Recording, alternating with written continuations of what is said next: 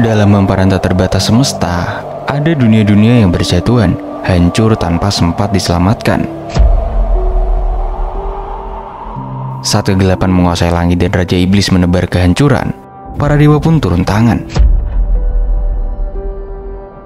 Tapi bukan mereka yang bertempur. Mereka memilih manusia pahlawan untuk dijadikan harapan terakhir. Dan untuk dunia berbahaya bernama Gaia Brande, ada satu nama yang dipanggil, seorang manusia dengan kekuatan luar biasa dan kewaspadaan yang bahkan melampaui para dewa. Dia tak percaya pada siapapun, selalu bersiap untuk kemungkinan terburuk, melangkah tanpa ragu, tapi menimbang setiap keputusan seperti hidupnya bergantung padanya. Dia bernama Seiya Ryuguin, sang pahlawan yang super hati-hati.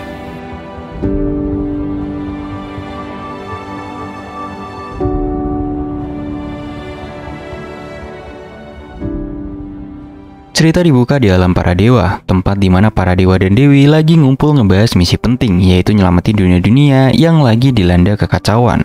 Salah satu dunia yang butuh pertolongan adalah Gaia Brande, dunia super berbahaya dengan tingkat kesulitan S. Siapapun dewa dan dewi yang berhasil nyelamatin dunia ini bakal ngedapetin poin pencapaian yang gede banget. Di tengah para dewa itu ada seorang dewi penyembuhan pemula yang semangat banget. Namanya adalah Rista. Dia antusias banget pengen ngedapetin misi ini meskipun dewa-dewa senior agak ngeraguin kemampuannya. Tapi ya udah, dia tetap dikasih kesempatan.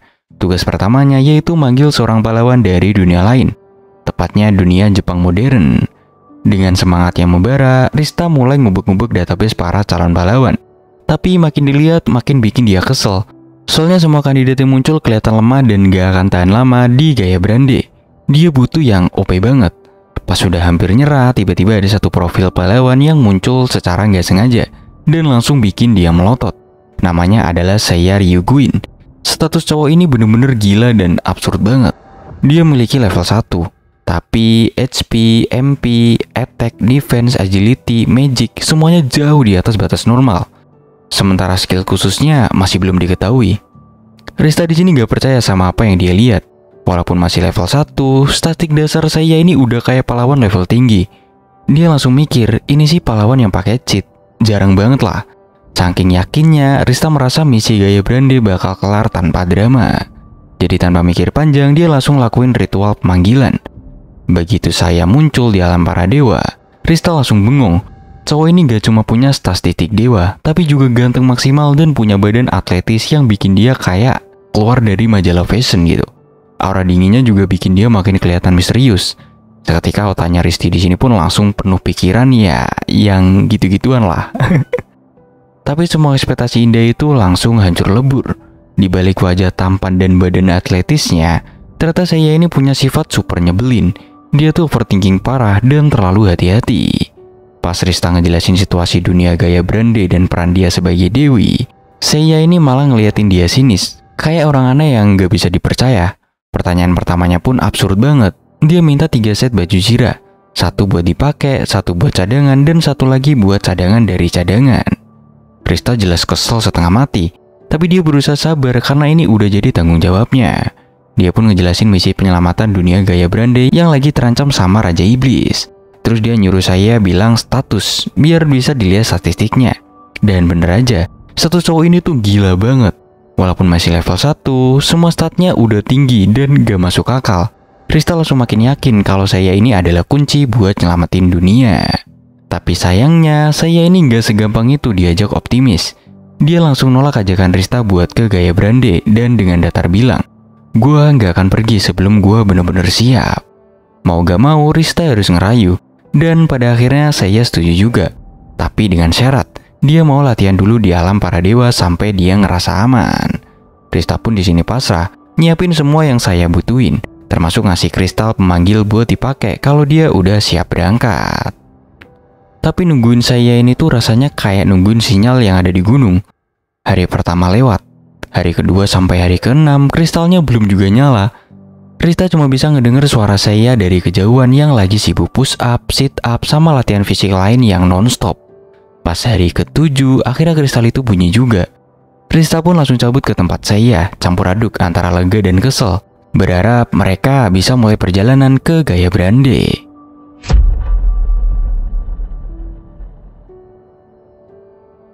Setelah seminggu penuh latihan nonstop, akhirnya saya bilang dia siap buat berangkat ke Gaya Brande. Begitu nyampe, tujuan pertama mereka adalah kota Edona buat cari perlengkapan tempur. Rista semangat banget dan langsung ngasih sekantong koin emas ke saya. Tapi senyumnya langsung hilang begitu dia ngelihat cowok itu borong 3 set armor termahal dan puluhan ramuan herbal. Katanya sih semua demi prinsip hidupnya, persiapan harus sempurna. Di kota itu mereka ketemu cewek kecil imut bernama Nina yang dengan ramah nunjukin arah ke toko perlengkapan.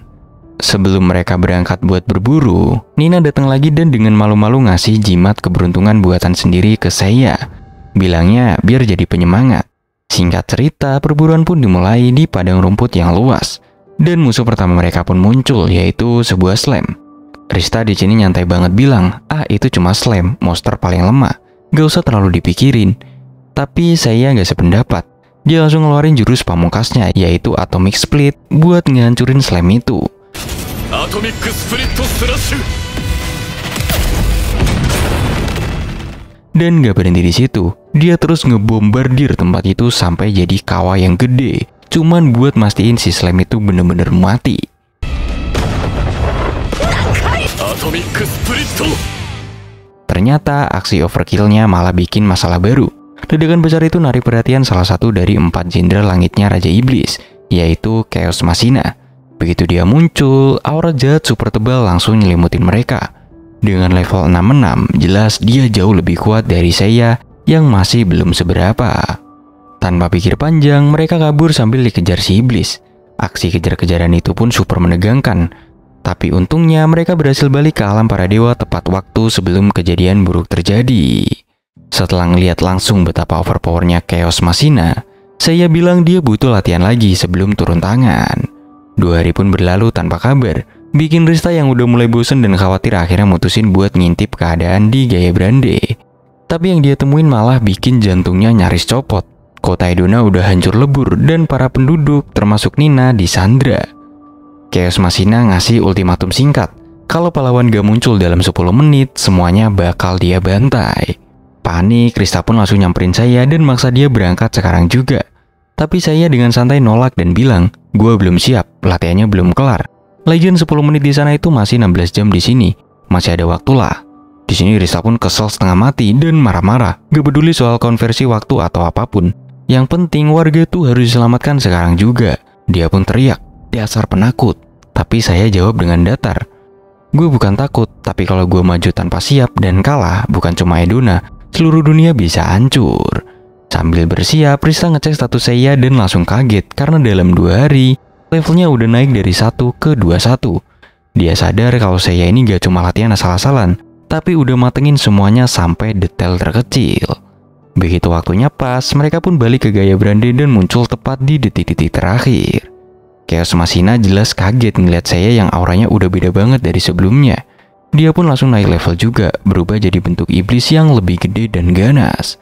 Tapi meskipun udah berubah ekstrim, dia masih belum bisa ngimbangin kekuatan saya. Dalam kondisi terdesak, Chaos Machina ngeluarin jurus pamungkas, yaitu nusukin pedangnya ke tanah dan ngebuka gerbang kegelapan bernama Gate of Cain Demolition, yang langsung ngecover badannya pakai rantai dan energi gelap. Dia pun di sini berubah jadi monster banteng raksasa yang kelihatan brutal banget. Tapi semua serangan brutal itu cuma dihentikan sama satu tangannya saya. Literally dia nangkis serangan Chaos Machina tanpa kelihatan kesulitan sedikit pun. Rista yang ngeliat itu pun cuma bisa melongo. Karena penasaran, dia langsung ngecek status saya sekali lagi dan matanya langsung melotot. Levelnya udah 37. Baru dari sini dia sadar kalau sebelumnya dia cuma dikipulin sama kemampuan False Indication. Status level 21 itu cuma ilusi. Ternyata saya ini sengaja nutupin kekuatan aslinya biar nggak bisa dibaca musuh lewat Rista, yang pikirannya gampang banget buat ditebak. Balik lagi ke pertarungan, dengan pedang platinum di tangan, saya akhirnya ngelepas jurus yang udah dia latih mati-matian, yaitu jurus bernama Pionic Drive. Cuman butuh satu tebasan lurus, serangan itu langsung nembus pertahanan keras kayak baja dan bikin Chaos Machina tumbang total, tanpa perlawanan yang berarti.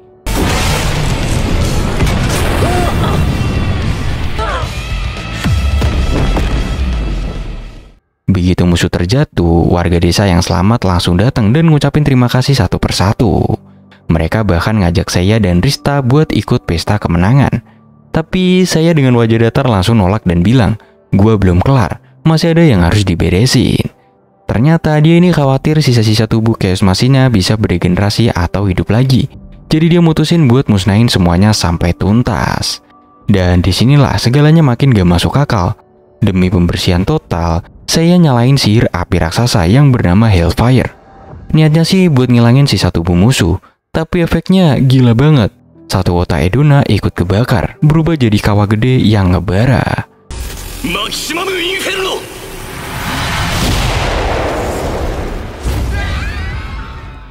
Penduduk yang tadinya seneng karena udah diselamatin, sekarang cuma bisa melongo, shock, dan takut setengah mati. Mereka semua natap saya kayak dia monster beneran. Dan tanpa pikir panjang, mereka pun ngusir saya dan Rista dari bekas kota yang udah dia selamatin sendiri.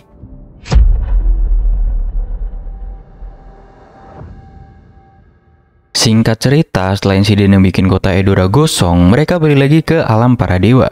Saya langsung lanjut latihan, tapi dia mulai ngerasa aneh.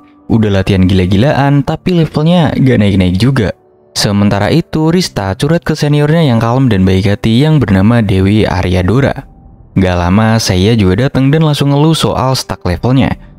Karena udah capek nungguin progresnya, Rista pun nyaranin, gimana kalau lo balik ke gaya Brande dan ngelawan monster asli buat ngedapetin SP. Tapi saya langsung nolak mentah-mentah dan ngejawab, itu terlalu beresiko. Gua gak bakal balik sebelum bener-bener siap. Ngelihat mereka deadlock, Aryadora datang ngebawa solusi. Dia bilang, kenapa gak coba sparring sama dewa aja? Mereka gak bisa mati, jadi lu bisa latihan gila-gilaan tanpa takut bikin celaka. Lagian lawan mereka juga pasti lebih menantang. Tanpa pikir panjang, saya pun langsung setuju. Target latihan mereka selanjutnya adalah Cerseus, dewa pedang yang terkenal kuat dan rajin banget latihan pedang tiap hari. Pas mereka samperin, Aryadora dengan sopan minta tolong ke Cerseus buat ngebantuin latihan. Awalnya si dewa ini sombong banget dan bilang manusia rendahan gak layak dilatih sama gua. Tapi karena respect ke Aryadora, akhirnya dia setuju juga, walau berat hati. Sebelum mulai, Cerseus nge-warning, latihan gua bukan buat orang biasa. Lo pasti gak bakal kuat. Tapi saya cuma nyaut santai sambil menatap datar. Gak usah banyak ngomong, langsung mulai aja. Di hari pertama, semua masih normal. Cerseus bisa ngimbangin dan masih sempat makan malam santai. Tapi 5 hari kemudian, kondisinya kayak zombie. Dia kurus kering, matanya hitam kayak panda, dan dengan suara gemetar dia bilang ke Aryadora dan Rista, "Gua gak bisa makan, gak bisa tidur." Dia ngajakin latihan terus, non-stop. Tiba-tiba saya muncul dengan ekspresi datar sambil ngomong kalau ini latihan tanding ke 1748. Hal itu bikin Cerseus langsung panik, ngelepas pedangnya dan merengek minta ampun karena udah gak sanggup lagi. Rista cuma bisa bengong lihat gimana dewa pedang yang katanya tangguh bisa ketakutan segitunya cuman gara-gara latihan bareng manusia. Dia coba nenangin saya, tapi cowok itu tetap fokus sama tujuannya, yaitu buat jadi kuat apapun caranya. Di tengah situasi absurd itu, Aryadora datang sambil ngos-ngosan dan bilang kalau Rista dipanggil sama Dewi Agung Ishtar sekarang juga. Tanpa pikir panjang, Rista langsung cabut ke kuil utama buat nemuin Ishtar yang ngasih kabar penting dengan wajah serius. Salah satu dari 4 jenderal langit yaitu Det Magia bakal nyerang kota Seimul. Dan di sana juga dia bakal ketemu sama sekutu yang udah ditakdirin buat ngebantuin mereka. Habis ngedapetin kabar itu, Rista balik ke tempat latihan dan langsung ngasih tahu semuanya ke saya dan Cerseus. Karena ngerasa udah cukup latihan, saya setuju buat langsung berangkat ke Seimul. Begitu sampai, mereka disambut pemandangan yang kacau. Kota porak-poranda, penduduk panik dan kabur karena diserang pasukan Andit di bawah komando Det Magia. Dari info yang mereka dapet, cara buat ngelawan pasukan itu cuma ada 2, pakai sihir api atau air suci. Sesuai gaya khasnya, tanpa banyak omong, saya langsung ke toko dan borong semua stok air suci yang ada. Mereka lalu jalan ke gereja buat ketemu sekutu yang dimaksud sama Ishtar. Di sana mereka ketemu 2 anak keturunan naga, yang cowok bernama Mes dan yang cewek bernama Elulu. Tanpa banyak omong, saya tiba-tiba nyiram air suci ke tubuh pendeta tua di sana, bikin semua orang jadi kaget. Si pendeta pun langsung jerit kesakitan, kulitnya meleleh dan wujud aslinya muncul. Ternyata dia adalah mayat hidup yang lagi nyamar. Ternyata dari awal saya ini udah curiga karena gereja itu nggak ada penghalang sucinya. Tanpa ragu, saya langsung nebas mayat hidup itu. Tapi sebelum musnah, si zombie masih sempat bilang dengan suara serak, "Tuan Det Magia sedang menuju ke sini dengan pasukan 10.000 mayat hidup." Di sini saya gak kasih ampun dan langsung bakar habis musuh itu pakai sihir Hellfire. Yang mana itu juga ikut ngehancurin seluruh gereja sampai tinggal puing-puing doang.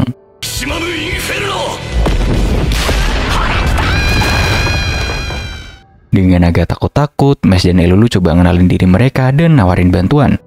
Tapi setelah ngecek status mereka yang ternyata cupu, saya ini langsung nolak mentah-mentah dan bilang mereka cuma bakal jadi beban.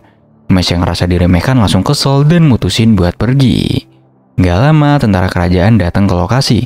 Seorang suster yang selamat dari kekacauan itu cerita semuanya ke komandan. Dengar ancaman 10.000 mayat hidup, komandan itu langsung minta bantuan ke saya. Tapi dia bilang dia mau dibayar kalau mau bantu. Setelah deal, dia langsung lari ke arah medan perang sendirian sambil bilang ke Rista buat tetap di tempat karena dia nggak butuh bantuan. Gak terima diremehkan, Rista langsung aktifin kemampuan terbangnya buat nyusul. Tapi saking cepetnya lari saya, dia harus maksa diri sampai tubuhnya luka-luka cuman buat bisa ngejar cowok itu. Begitu nyampe di lokasi pasukan 10.000 undead ngumpul, saya nggak pakai basa-basi, dia langsung nyiapin salah satu sihir terkuatnya.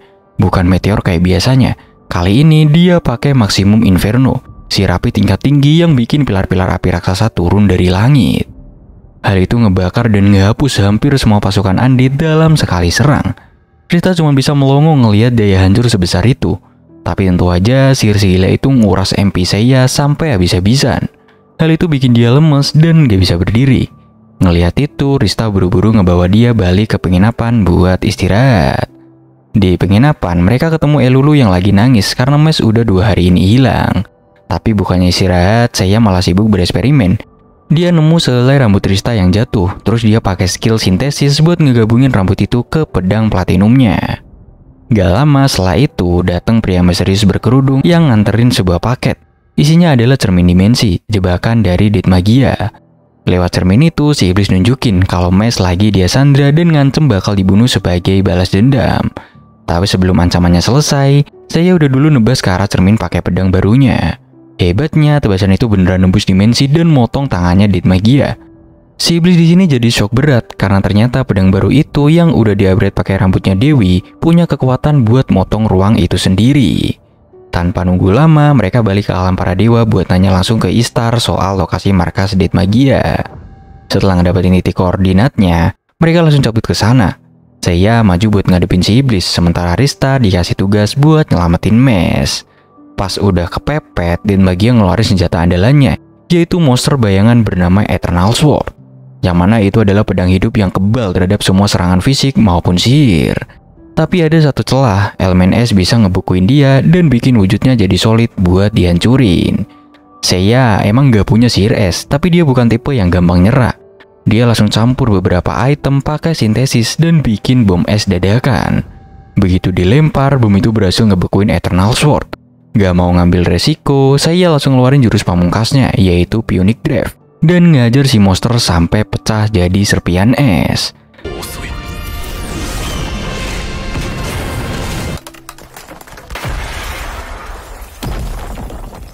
Tanpa senjata pamungkas, Dit Magia gak bisa ngapa-ngapain lagi. Dan kayak biasanya, saya nggak kasih ampun. Dia langsung ngabisin musuhnya tanpa ragu sedikit pun.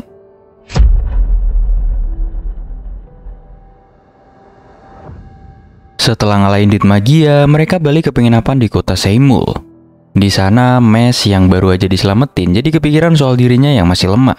Ngerasa gak ada gunanya, dia dengan tulus minta ke saya buat dijadiin murid. Gak cuma dia, Elulu juga ikutan minta setelah mikir sebentar.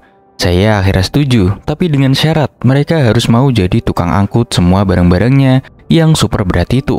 Tanpa mikir panjang, dua-duanya langsung terima. Resmi jadi rekan, Mes mulai cerita soal kampung halaman mereka di Goa Naga. Katanya di sana ada senjata legendaris pedang suci Ixasian yang katanya bisa ngebantu ngalahin Raja Iblis. Dia juga bilang kalau dulunya mereka dibawa sama seekor naga dewa dari sana buat memenuhi takdir sebagai rekan sang pahlawan. Saya yang emang doyan banget sama senjata kuat tentu aja langsung tertarik. Tapi karena prinsip hidupnya adalah persiapan nomor 1, dia pun mutusin buat balik dulu ke alam para dewa. Dia bilang, kita perlu persiapan yang sempurna. Begitu nyampe di alam para dewa, mereka langsung cari Karseus, dewa pedang. Tapi bukannya lagi latihan pedang, mereka malah nemuin dia lagi masak kue di dapur, lengkap dengan selemek lucu. Pas ngelihat saya datang, mukanya langsung pucet dan dia teriak panik. Nanya-nanya latihan model apa lagi yang bakal dikasih. Tapi saya bilang santai kalau kali ini bukan dia yang mau latihan, tapi Mes. Mendadak wajah Perseus berubah lega total, bahkan jadi angku lagi setelah lihat statusnya Mes yang masih cupu. Dengan semangat baru, dia langsung setuju buat latih si kesatria naga itu. Abis urusan Mes beres, giliran Elulu. Mereka pergi ke tempat Dewi Api yang bernama Hestiasa buat minta dia ngajarin Elulu cara pakai kemampuan sintesis berbasis api biar bisa bikin item-item sihir yang berguna. Setelah dua muridnya dapat guru masing-masing, sekarang giliran saya. Pas lagi jalan santai, Rista nggak sengaja nabrak cewek berambut perak yang auranya super intimidatif. Ternyata dia adalah Dewi Kehancuran yang bernama Valkyrie. Karena Rista sampai jatuh, saya langsung pasang badan siap-siap buat ngelawan.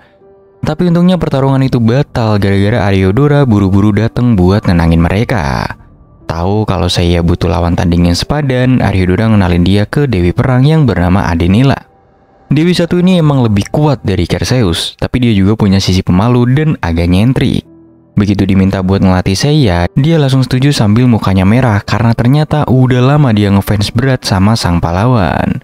Dia bilang bakal ngajarin jurus pamungkasnya yang bernama Gate of Valhalla, yang bisa bikin serangannya secepat dewa. Tapi ada resikonya, kalau tubuh penggunanya nggak kuat, bisa hancur berkeping-keping. Tanpa banyak mikir, saya langsung terima tantangan itu. 2 hari latihan pun berlalu, dan ternyata Adenila makin baper. Di hari mereka mau berangkat ke Gua Naga, dia muncul dengan dandanan yang super cantik, ngebawa kue buatannya sendiri, dan minta ikut sambil berharap bisa lebih deket. Tapi saya dengan ekspresi datar langsung bilang kalau dia nggak butuh itu semua. Terus ninggalin Adenila yang langsung hancur hatinya dan ngamuk. Walau saya tetap cuek, kayak nggak terjadi apa-apa gitu coy. Dalam perjalanan ke gerbang Gaya Brande, Rista kepo sama perkembangan kekuatan saya dan coba ngintip statusnya pakai skill.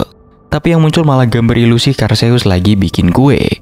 Ternyata saya ini udah bikin skill baru bernama Fake Out buat nutupin statusnya dari siapapun. Sekarang buat ngadepin monster-monster lemah, dia udah nggak perlu turun tangan langsung. Dia cukup bikin beberapa golem dari tanah yang bisa otomatis ngebantai monster level di bawah 30. Hal itu bikin Rista makin kagum sekaligus takut sendiri. Sampai di depan Gua Naga, mereka nemu pintu masuk yang dijaga penghalang sihir kuat. Katanya cuman keturunan naga kayak Mes dan Elulu yang bisa buka itu. Tapi sebelum mereka sempet nyoba, saya udah duluan maju dan ngehantam penghalang itu pakai pedangnya sampai hancur lebur. Di balik gerbang ada platform teleportasi sesuai gaya khasnya yang super paranoid. Saya nggak langsung naik. Dia tangkap seekor cicak random, naruh itu di atas platform buat nguji dulu. Setelah yakin cicaknya baik-baik aja, baru deh dia ngizinin yang lain ikut naik. Mereka di sini akhirnya sampai di desa kaum naga. Dan di sana mereka disambut oleh prajurit naga bernama Lagos yang langsung ngajak mereka buat ketemu pemimpin desa bernama Ibunda Naga Levi. Di hadapan Levi, takdir Mes dan Elulu akhirnya terungkap. Mes menunjukkan kemampuannya berubah jadi Dragon King From, wujud setengah naga yang kuat dan keren. Tapi nasib Elulu jauh lebih tragis. Dia ternyata ditakdirkan buat jadi tumbal dalam ritual pengorbanan, di mana nyawanya bakal diubah jadi pedang suci legendaris Ixasian, satu-satunya senjata yang bisa ngebunuh Raja Iblis. Semua orang langsung shock dan ngeri ngedenger itu, kecuali saya yang kayaknya nggak peduli sama sekali. Dia malah pergi berbelanja selagi Elulu nangis sedih. Gak lama kemudian dia balik bawa sekantong benih kecepatan, item buat ningkatin kecepatan secara drastis. Malam harinya mereka ngadain pesta sebelum ritual. Rista dan Mes makan lahap banget, sedangkan saya cuman mandang makanannya sambil pasang muka jijik. Ketika ritual dimulai dan Elulu disuruh jalan ke jurang api suci, dia terlihat pasrah. Tapi tepat sebelum dia jatuh, saya muncul secepat kilat dan nyelamatin dia sambil bilang dingin, "Aku gak akan biarin tukang angkut barangku mati." Aksi itu bikin Rista dan Mes bangkit semangat, tapi tiba-tiba tubuh mereka semua lumpuh. Ternyata makanan pesta tadi udah dicampur racun kelumpuhan. Saat Lagos nyoba rebut Elulu lagi, saya masih bisa berdiri. Dia bilang dengan santai kalau dia udah muntahin makanan itu karena kelihatan menjijikan. Kesel, Lagos langsung berubah ke wujud naga raksasa dan nyerang. Tapi saya ini udah siap dari awal. Dia pun ngeluarin pedang Dragon Killer yang emang dia siapkan khusus buat ngelawan naga. Meskipun senjata itu bisa nyakitin Lagos, sang prajurit naga mulai main licik dengan ngaktifin kalung terkutuk di leher Elulu yang mulai mencekiknya pelan-pelan. Buat pelindungan ekstra, dia juga ngaktifin perisai Adamanti, perisai super kuat yang tahan semua serangan biasa. Kondisinya di sini makin gawat, tapi saya malah makan beberapa benih kecepatan, terus ngaktifin jurus pamungkas yang dia dapat dari Dewi Adenila, yaitu Gate of Valhalla. Dalam sekejap kecepatannya naik 100 kali lipat. Dengan kecepatan gila itu, dia nyerang perisai Lagos ribuan kali dalam waktu singkat. Sampai akhirnya perisai itu retak dan hancur.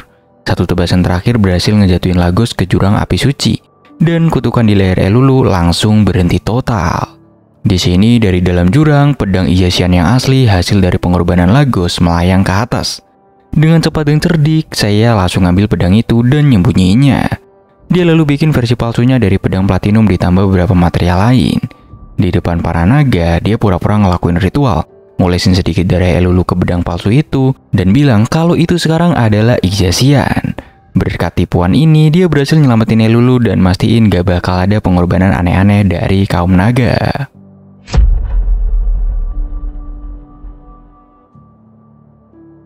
Setelah itu, waktu mereka mau ninggalin Goa Naga, tiba-tiba muncul sekelompok kesatria yang ngadepin mereka.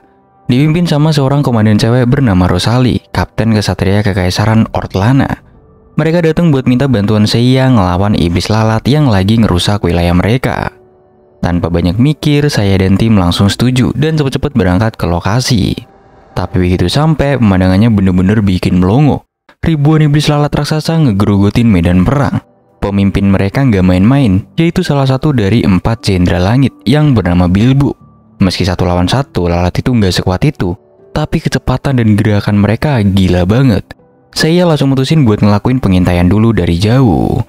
Dari tempat aman, mereka ngeliat pasukan Rosalie nyerang kayak orang kesurupan, tapi malah jadi korban sendiri, digas habis-habisan sama gerombolan lalat. Kekalahan itu bikin Rosalie bener-bener down dan hampir kehilangan harapan. Setelah gerombolan lalat itu mundur sebentar, saya dan timnya akhirnya maju dan nyamperin Rosalie beserta sisa pasukannya yang masih selamat. Begitu saya muncul, semangat Rosalie langsung balik dan dia nyuruh pasukannya buat siap-siap nyerang balik. Tapi Carlos, tangan kanannya, buru-buru nyaranin buat batalin rencana karena kondisi pasukan udah hancur total. Akhirnya mereka pun ngebawa saya dan timnya ke kastil buat bahas strategi. Di ruang rapat, saya bilang kalau peluang menang itu 0 dan dia lebih milih balik ke alam para dewa buat latihan dulu. Tapi Rosalie ngotot nyuruh dia tetap ikut perang, yang langsung dibales saya dengan tegas karena menurut dia, menyerang sekarang itu sama aja dengan bunuh diri. Marah besar, Rosalie nuduh saya cuma nonton pasukannya dibantai. Tapi saya langsung nimpalin dingin kalau penyebab kekalahan itu bukan karena dia, melainkan strategi ngawurnya si Rosalie yang asal nyuruh pasukan maju tanpa rencana. Nggak terima, Rosalie coba nampar saya, tapi tangannya ditangkap dan dibales tamparan sampai dia jatuh ke lantai. Dan saya bilang kalau dia dukung kesetaraan gender. Hal itu bikin semua orang di ruangan langsung pada bengong. Tanpa basa-basi, saya dan tim cabut balik ke alam para dewa. Dan di sana dia ngomel ke Rista soal betapa nyebelinnya Rosalie yang keras kepala itu. Dia nggak mau dengerin masukan dan nyuruh pasukan nyerang tanpa perhitungan. Menurut dia, itu komandan paling toksik yang pernah dia temui. Setelah balik lagi ke alam para dewa, saya mulai nganalisis kelemahan iblis lalat dan akhirnya nyimpulin kalau kuncinya adalah serangan jarak jauh yang super cepat. Karena itu, dia mutusin buat belajar panahan. Mereka pun pergi ke hutan buat nemuin Dewi Panahan yang bernama Mitis, yang langsung nunjukin kemampuan gokilnya lewat jurus Shining Arrow, tebakan yang bisa pecah jadi puluhan anak panah cahaya yang tepat sasaran. Tertarik banget, saya pengen langsung belajar jurus itu. Tapi sebelum mulai, dia harus bikin busurnya sendiri dulu. Dia minta Elulu ngajarin dasar-dasar penciptaan item. Dan cuma butuh beberapa menit sebelum dia berhasil bikin busur yang sempurna. Hal itu sampai bikin Elulu sendiri kaget dan kagum. Latihan panahan pun di sini dimulai. Sementara saya lagi sibuk latihan bareng Mitis, Rista dan yang lain nungguin dengan wajah bosen. Lalu tiba-tiba Kerseus muncul dengan muka panik dan bilang kalau Adenila lagi ngamuk nyariin saya gara-gara hatinya hancur karena ditolak kemarin. Karena khawatir, Rista langsung nyamperin Ariodora buat minta bantuan. Tapi Ariodora nyoba nenangin dan bilang walaupun lagi emosi, Adenila gak akan sampai beneran ngebunuh saya. Obrolan mereka lalu ngalih ke Mes dan Elulu, di mana Ariodora mulai sadar kalau dua orang itu punya potensi yang gede banget. Dan dia pun mutusin buat ngebantuin Mes ngembangin kekuatan Dragon Kin-nya, serta ngajarin Elulu ngasah kemampuan creation miliknya. Waktu semua orang lagi sibuk, Rista nekat datang ke kuil Adenila buat ngecek kondisinya. Tapi yang dia temuin bener-bener bikin merinding. Adenila duduk sendirian dalam gelap, dikelilingi aura hitam, matanya kosong, dan terus-menerus ngelantur nyebut nama Seiya. Sadar situasinya udah nggak beres, Rista langsung kabur buat ngasih tahu Seiya. Sayangnya dia telat. Adenila udah nemuin Seiya di tempat latihannya dan langsung nantangin dia bertarung sambil nunjukin aura ngeri yang penuh niat ngebunuh. Tapi bukannya panik, Seiya malah tetap kalem dan nyelesain situasi dengan cara nggak terduga. Dia nepuk kepala Adenila pelan sambil bilang kalau latihan yang dia lakuin gak sia-sia karena dia udah jadi lebih kuat.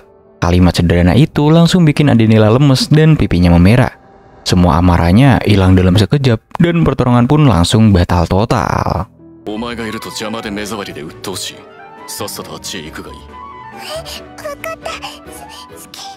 Sementara saya sibuk latihan, Rista mampir ke Ariodora buat ngeliat perkembangan latihan Mes dan Elulu. Dan dia kaget banget ngeliat kemajuan mereka. Mes sekarang udah bisa ngaktifin Dragon Kin From dan ngeubah sebagian tubuhnya jadi naga dengan kekuatan yang brutal. Sementara Elulu berkat bimbingan Ariodora bisa pakai kemampuan Kindling buat ngebut proses pembuatan item secara gila-gilaan. Tapi suasana senang itu langsung berubah tegang pas Ariodora denger kalau saya lagi latihan sama Dewi Panahan yang bernama Mitis.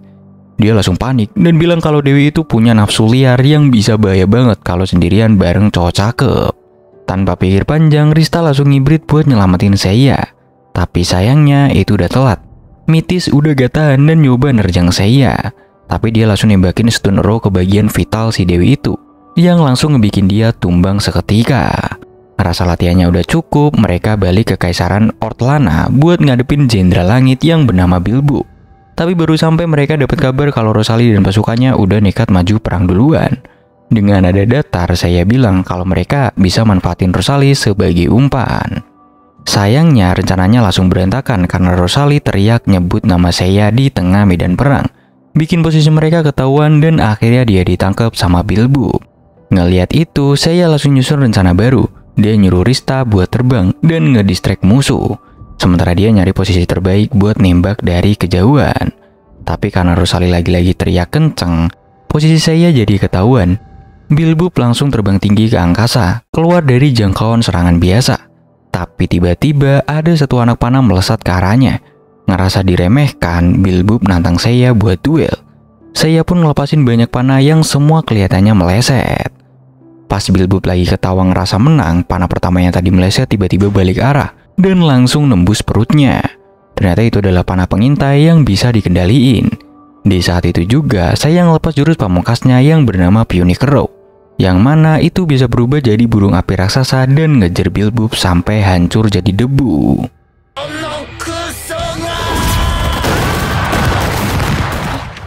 Akhirnya si Jenderal Lelat pun bisa dikalahin berkat strategi licin dan presisi ala Seiya. Setelah Bilbu musnah, saya langsung nengok ke arah Mes dan Elulu, terus bilang kalau sekarang giliran mereka buat beraksi dan ngabisin sisa lalatnya.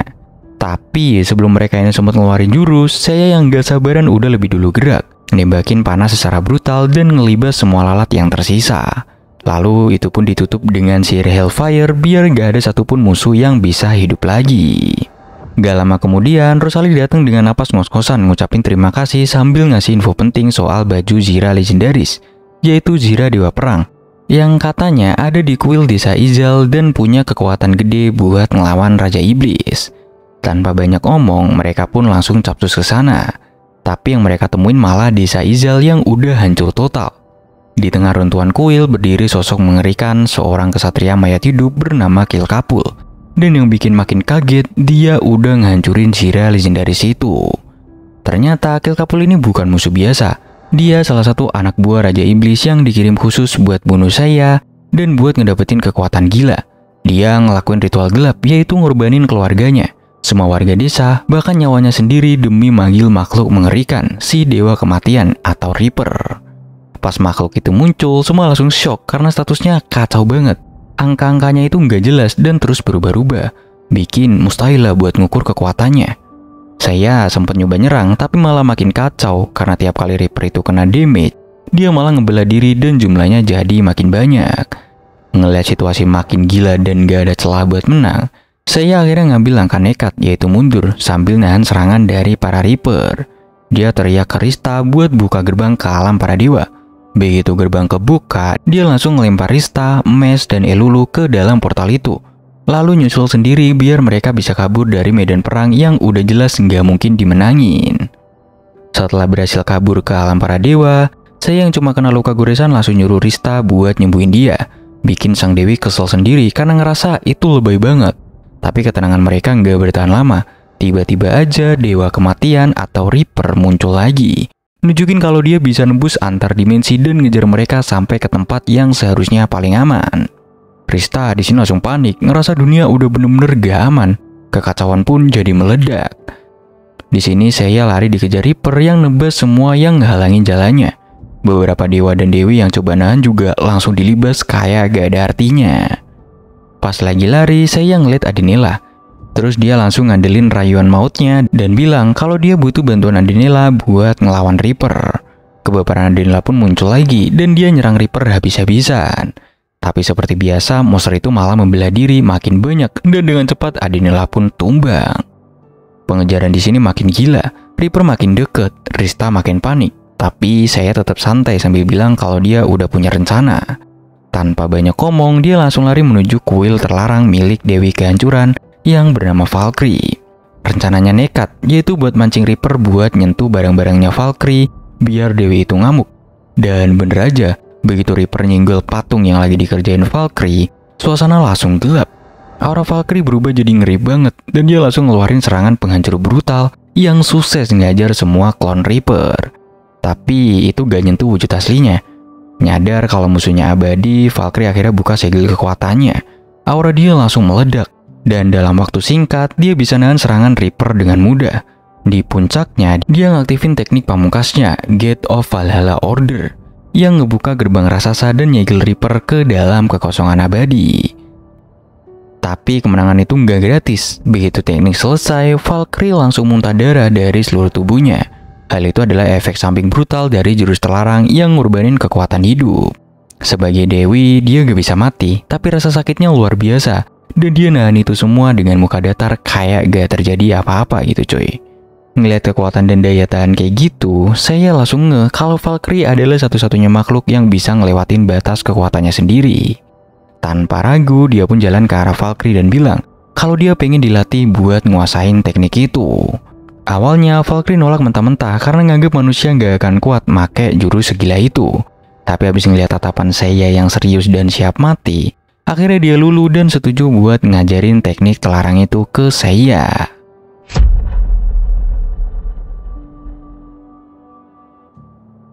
Sebelum berangkat buat pertarungan terakhir, saya nunjukin hasil karyanya ke Rista dari serpian Jira Dewa Perang yang udah hancur. Dia berhasil bikin pedang baru yang dia namain pedang Adamantit. Dan dia bilang kalau pedang itu gak bakal hancur dan jadi senjata terkuatnya saat ini. Meski begitu, Rista masih ngerasa ragu, mikir apakah senjata itu beneran cukup buat ngalahin Raja Iblis. Sementara saya lagi nyelesain latihan terakhirnya bareng Valkyrie, Rista dipanggil sama Dewi Agung Ishtar, yang dengan wajah cemas ngasih tahu kalau pasukan terakhir Raja Iblis udah mulai bergerak dan sekarang mereka ngepung ibu kota Gaya Brande. Gak mau buang waktu, Rista pun langsung balik ke kuil buat jemput saya. Begitu latihan kelar, mereka langsung berangkat. Tapi ada yang aneh. Untuk pertama kalinya, saya ini gak ngucapin kalimat andalannya, siap dengan sempurna. Keheningan itu bikin Rista punya firasat yang gak enak. Begitu sampai di ibu kota, mereka langsung disambut pemandangan chaos total, yaitu pertempuran gede-gedean yang lagi berlangsung. Dan pasukan iblis dipimpin sama salah satu dari 4 jenderal langit terakhir, yaitu Panglima Perang Celestia. Saat saya siap buat maju, tiba-tiba ada kakek tua muncul di tengah medan perang. Awalnya semua orang ngira dia cuman warga biasa, tapi ternyata dia adalah Kaisar Walt, ayahnya Rosalie. Dan kekuatannya tuh gila banget. Dalam sekejap dia ngalahin Celestia dan ngancurin semua pasukan iblis cuma dengan satu ayunan pedang doang.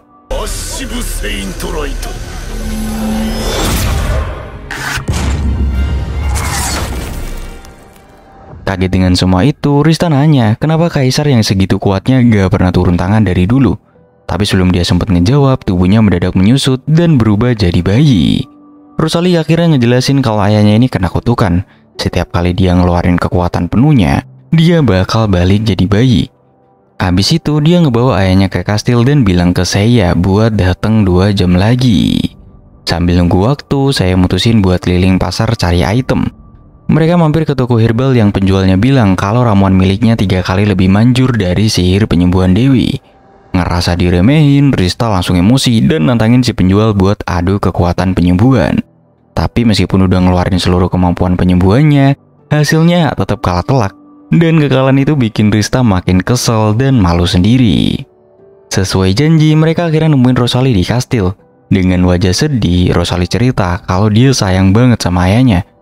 Dan dia mohon ke saya buat gak ngebolehin sang ayah yang udah tua ikut perang lawan Raja Iblis. Dengan nada tenang, saya bilang setuju. Karena dari awal dia juga gak pernah niat ngebawa orang yang bisa jadi beban. Besok paginya, Kaisar Walt manggil mereka buat ngebahas strategi. Tanpa basa-basi, saya langsung bilang kalau dia gak bakal ikut. Sang Kaisar cuma senyum kecil kayak udah ngerti. Lalu tiba-tiba muncul laporan kalau sisa pasukan iblis nyerang kota.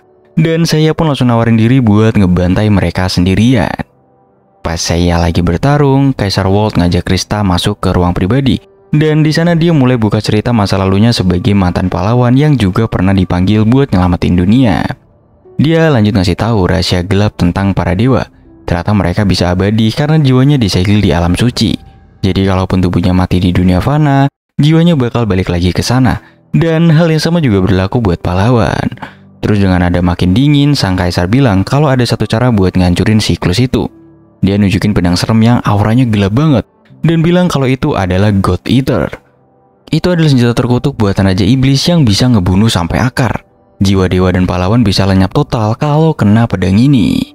Lalu tiba-tiba sambil megang pedangnya, sang Kaisar ngancem mau ngebunuh Rista. Karena ternyata dia udah berkhianat dan gabung sama pihak Raja Iblis. Dia ngaku kalau jadi pahlawan di usia tua bikin dia ngerasa putus asa. Dan kesel karena semua mimpi masa mudanya udah hancur. Dan itu bikin hatinya dipenuhi kebencian. Tanpa kasih waktu buat mikir, sang Kaisar langsung nyerang dan berhasil nangkep Rista yang panik. Tapi pas dia siap ngelancarin serangan mematikan, saya muncul tepat waktu dan berhasil nangkis pedangnya. Hal itu bikin sang Kaisar kaget banget. Dia pun lalu nanya gimana caranya saya tahu. Dengan wajah kalem, saya ngejawab kalau dia selalu siap buat skenario terburuk. Bahkan kalau itu berarti harus siap dikhianati sama orang yang kelihatannya paling gak mungkin. Kagum tapi juga makin licik, sang Kaisar nantang duel. Tapi karena tubuhnya udah tua, dia malah muntah darah. Ternyata itu bagian dari rencananya. Di sini dia makan bola energi gelap dari Raja Iblis. Dan tiba-tiba tubuhnya balik muda lagi. Kekuatannya naik drastis. Dan dia balik ke masa keemasannya. Pertarungan brutal pun dimulai. Kaisar muda ini punya kecepatan dan kekuatan yang benar-benar bikin shock. Dia bisa ngindarin semua serangan saya dan bahkan bikin pahlawan itu berdarah. Untuk pertama kalinya, saya ketemu lawan yang benar-benar bisa ngimbangin dia. Nyadar ini gak bisa dianggap enteng, saya akhirnya ngelakuin hal yang tak terduga. Dia ngelepas beban super berat yang tersembunyi di pergelangan tangan dan kakinya. Begitu beban itu jatuh ke lantai, bunyinya kayak gempa kecil, ngebuktiin kalau bobotnya emang luar biasa. Dengan semua beban beratnya dilepas, tubuh saya ini jadi seringan bulu. Elulu langsung pakai kemampuan kindlingnya buat ngedukung efek benih kecepatan yang udah dimakan saya. Bikin kecepatannya di sini naik ke level dewa. Pertarungan epik pun pecah lagi. Mereka berdua adu pedang super cepat. Tiap tebasan sampai bisa bikin tanah retak dan udara bergetar. Tapi Kaisar Walt yang udah balik ke masa kejayaannya tetap bisa ngimbangin semua gerakan saya dengan presisi yang gila. Di momen krusial, mereka ngeluarin serangan pamungkas bareng-bareng. Hasilnya brutal banget. Saya berhasil nebas lengan Walt pakai pedang adamantite. Tapi di waktu yang sama, God Eater milik sang Kaisar juga nebas lengan saya sampai putus.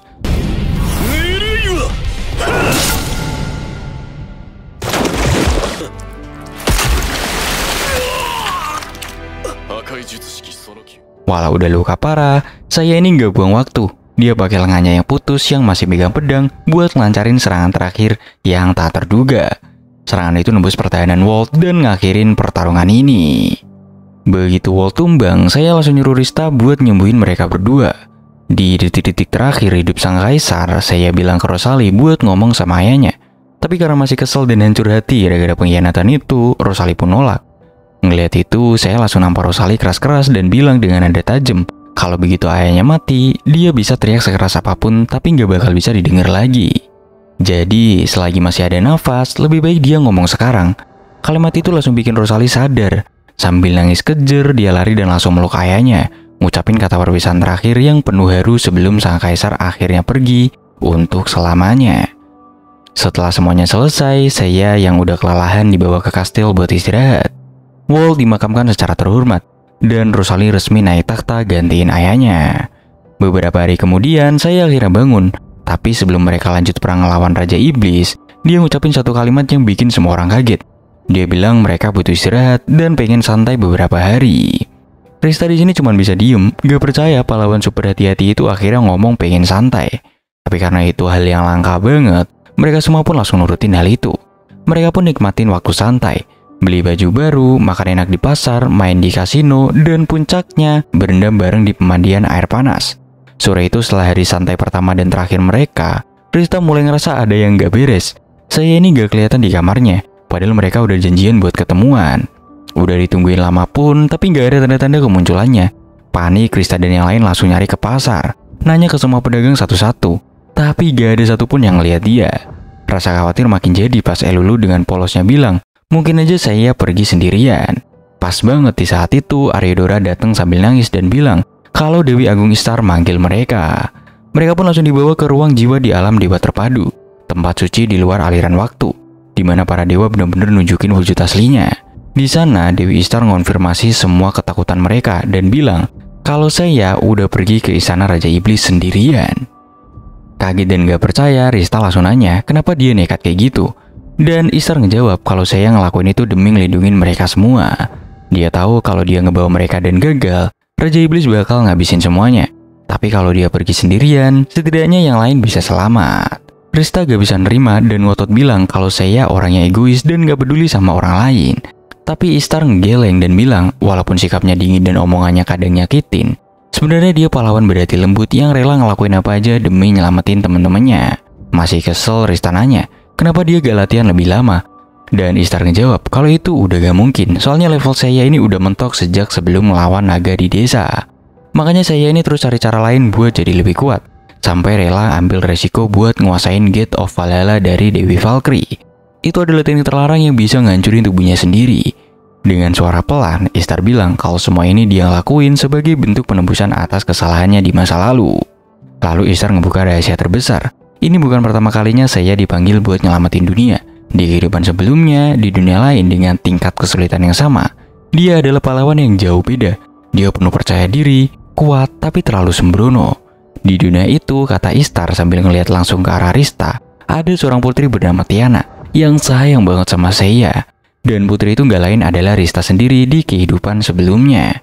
Karena keserobohannya, saya ini gagal. Dia harus ngelihat putri Tiana dan anak mereka yang belum lahir dibantai di depan matanya sebelum dunia itu ikut hancur. Semua sikap super hati-hatinya sekarang, semua persiapan gilanya, ternyata berasal dari trauma dan rasa bersalah mendalam karena tragedi di masa lalunya. Ngedenger itu dunia Rista seakan runtuh. Ingatan-ingatan lama yang samar mulai bermunculan. Perasaan sakit yang gak bisa dijelasin nusuk ke hati. Air matanya jatuh deres saat akhirnya dia ngerti semua penderitaan saya. Alasan kenapa dia begitu tertutup dan dingin, dan beban berat yang selama ini dia pikul sendirian. Dengan semangat yang udah gak bisa ditahan, Rista langsung nekat buka gerbang ke Gaya Brande. Dan dia bilang ke Mes dan Elulu kalau dia harus nyusul saya ke istana Raja Iblis buat pertarungan terakhir mereka. Begitu mereka sampai di istana Raja Iblis, pemandangan yang kelihatan bener-bener kayak neraka. Saya udah babak belur, tapi dia masih berdiri tegak di depan Raja Iblis yang bentuknya udah gak karuan saking mengerikannya gitu. Saat saya mulai ngumpulin energi buat ngeluarin teknik pamungkasnya, Rista yang baru nyampe langsung teriak panik minta dia berhenti. Tapi semuanya udah terlanjur. Dengan tekad yang gak goyah sedikit pun, saya ngaktifin jurus larangnya, yaitu Gate of Valhalla Order. Di sini gerbang dimensi raksasa langsung kebuka, siap nyegel sang Raja Iblis untuk selamanya. Awalnya sih kekuatan tarikannya gila banget, tapi Raja Iblis ternyata gak mau kalah. Dia keluarin jurus Chain Destruction. Itu adalah rantai-rantai gelap yang nahan tubuhnya, dan dia mulai ngerangkak keluar dari gerbang segel itu. Tapi saya udah mengantisipasi hal itu, dan tanpa panik, dia langsung nekan Raja Iblis balik pakai pedang adamanti. Di sini sang raja cuma ketawa ngeledek, bilang kalau pedang manusia gak akan bisa ngelukain dia. Tapi tawanya langsung berhenti pas dia ngerasa pedang itu mulai nembus pertahanannya. Ternyata pedang itu bukan cuma logam biasa, tapi itu udah ditempa dari sisa zira dewa perang dan dialirin kekuatan hidup saya sendiri. Dengan dorongan terakhir, saya sukses maksa Raja Iblis masuk total ke dalam gerbang. Tapi harganya mahal banget. Efek samping Gate of Valhalla Order langsung nyala, dan darah pun muncrat dari seluruh tubuhnya saya. Buat manusia biasa, pakai teknik dewa itu sama aja kayak ngebunuh dirinya sendiri. Rista langsung ngejerit histeris, gak mau kehilangan saya untuk kedua kalinya. Dia pun ngeluarin seluruh kekuatan dewanya dan ngaktifin kemampuan uniknya, yaitu Order, buat ngebalik takdir kematian. Dengan ngorbanin status kedewiannya, dia berhasil. Luka-luka saya sembuh dan nafasnya balik lagi. Tapi semuanya belum selesai. Meski tubuh Raja Iblis sudah tersegel, kebenciannya yang tersisa malah bikin lubang hitam raksasa yang mulai ngisap seluruh gaya Brande. Dalam situasi putus asa itu, saya mutusin buat ngelakuin langkah terakhir. Dia pelan-pelan bilang kalau cuma ada satu cara. Lalu untuk kedua kalinya, dia pun ngaktifin Gate of Valhalla Order. Tapi kali ini beda. Dia bukan cuma buka gerbangnya, tapi dia juga nyatuin tubuhnya sama teknik itu. Hal itu jadi kunci abadi buat ngesegel Raja Iblis untuk selamanya. Tarikan gerbang kedua ini jauh lebih kuat. Itu langsung ngisep sisa kekuatan Raja Iblis sampai bener-bener lenyap. Gaya Brande akhirnya selamat, tapi saya harus bayar harga tertinggi. Tubuhnya mulai retak dan perlahan berubah jadi partikel cahaya. Rista pun lari dan meluk dia pakai sisa tenaganya buat nahan tubuh saya biar gak hancur terlalu cepet. Dengan suara lemah, saya bisik ke Rista kalau kali ini dia berhasil nyelamatin dunia. Air mata Rista jatuh deres, dan sambil nangis dia marah karena saya ngelakuin semuanya sendirian. Tapi saya cuma kasih senyum tipis dan bilang kalau dia yakin mereka bakal ketemu lagi. Dia ambang kehancuran dengan sisa-sisa kesadarannya. Saya ngelirik ke Arames dan Elulu, dan dia bilang kalau dia berterima kasih karena mereka udah jadi pengangkut barang yang hebat selama ini. Itu adalah sebuah pengakuan tulus sekaligus terakhir dari mulutnya. Waktu tubuhnya mulai hilang di pelukan Rista yang nangis kejer, saya ngeliatin dia dengan tatapan super lembut yang gak pernah dia tunjukin sebelumnya.